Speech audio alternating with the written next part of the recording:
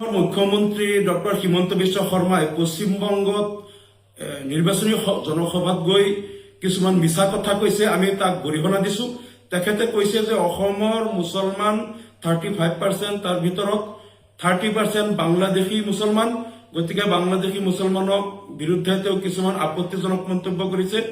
মুখ্যমন্ত্ৰী হিমন্ত বিশ্ব শৰ্মাই যদি নাজানে তেনেহলে মই তেখেতক কৈ আছো, তেখেতৰ জ্ঞাতাৰ্থে জনাই আছো যে অসমত 35% যে মুছলমান, তাৰ ভিতৰত 30% বাংলাদেশী মুছলমান নহয়। এই লোকসকলৰ নাগৰিকত্বৰ প্ৰমাণ বাৰে বাৰে লৈ আছে। 1983 চনৰ পৰা 85 চনৰ ভিতৰত 52 লাখ মানুহক হিয়াৰিং কৰা হৈছিল। তাৰ পিছত বহুত মানুহক ডি ভোটাৰ খোজা হ'ল। সেই ডি ভোটাৰ বিলাকো ফৰেনাৰ্ছ ট্ৰাইব্যুনেলত তেওঁলোক প্ৰমাণ হ'ল যে তাত অধিকাংশ মানুহ ভাৰতীয় নাগৰিক।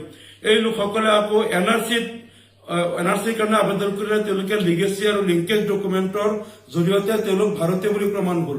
এই লোকসকল আজিও ভোটাৰ তালিকা প্ৰস্তুত কৰোঁতেও তেওঁলোকৰ বাৰে বাৰে নাগৰিকত্ব চাই পেলাই প্ৰস্তুত কৰা হয়। যেতিয়া আধাৰ কাৰ্ড বনায় তাতো তেওঁলোকৰ নাগৰিকত্ব প্ৰমাণ লোৱা হয়। ড্ৰাইভিং লাইচেন্স বনাবলৈ তেওঁলোকৰ নাগৰিকত্ব প্ৰমাণ লোৱা হয়।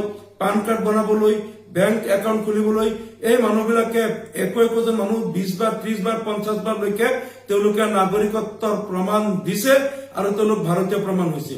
আজি এনআৰচিৰ পৰা 19 লাখ মানুহৰ নাম এতিয়াও এনআৰচিত অন্তৰ্ভুক্ত হোৱা নাই। কিন্তু তাত অধিকাংশ লোক যিসকলৰ নাম এনআৰচিত অন্তৰ্ভুক্ত হোৱা নাই তেওঁলোক অধিকাংশ কিন্তু মুছলমান নহয়। গতিকে এনআৰচিৰ পৰা বাদ পৰা 19 লাখ মানুহৰ ভিতৰত 5-6 লাখ মুছলমান আছে আৰু তেওঁলোকৰো ভাই ককাই নহলে পিতৃ মাতৃ তেওঁলোক আকৌ এনআৰচিত নাম অন্তৰ্ভুক্ত হৈছে। গতিকে তেওঁলোকৰো অধিকাংশ কিন্তু আমাৰ অসমৰ বা ভাৰতীয় নাগৰিক।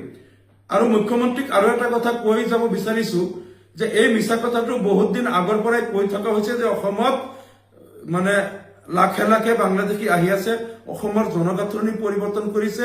এইবিলাক সম্পূৰ্ণ মিছা কথা। অসমত বৰ্তমান যিমান মুছলমান আছে তাৰ 99% তেওঁলোক 51ৰ আগত, স্বাধীনতাৰ আগৰ পৰা অসমত আছে। মুখ্যমন্ত্ৰীয়ে কিছুদিন আগত যে কৈছিল 51ৰ এনআৰচিৰ যিসকলৰ নাম আছে তেওঁলোক খিলঞ্জীয়া মুছলমান, সেই অনুসৰি বৰ্তমান অসমত থকা 99% মুছলমান খিলঞ্জীয়া মুছলমান মুখ্যমন্ত্ৰীৰ ভাষ্য অনুসৰি। গতিকে তেওঁ ইয়াত এটা কথা কব আৰু পশ্চিমবংগত গৈ বেলেগ কথা কব।